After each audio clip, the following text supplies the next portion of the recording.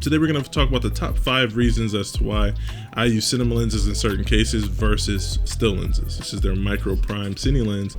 All of the micro primes in this set of lenses are the same size and have the same 82mm thread size. That makes it easy to swap out filters, matte boxes.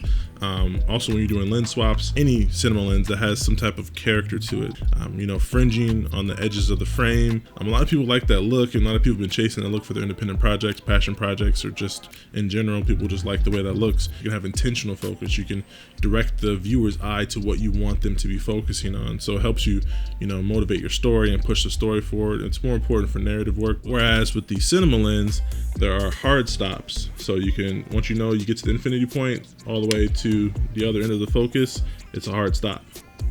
And it stops there. So all the markings you have on here are consistent. You can still use all the markings for the second person or the first AC that's pulling focus. They can see, okay, all my markings are here, everything's set. The last reason I'll say cinema lenses have a slight advantage over still lenses is because they typically have a wider aperture. They're a little bit faster, let in a lot more light, and then also the measurement or the rating of T-stops versus f-stops, that's probably a video in itself, but the transmission all the way from the front element to the sensor is what a T-stop is. So it measures like a more accurate description of how much light is hitting your sensor.